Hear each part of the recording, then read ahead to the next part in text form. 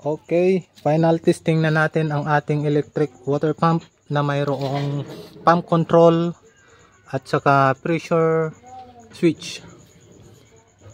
Ito, ginamitan natin siya ng pressure switch kahit wala siyang pressure tank, at ito yung nagsisilbing pressure tank para lumakas yung daloy ng tubig. Aliko, try natin kung gagana. Uy, yun, lakas.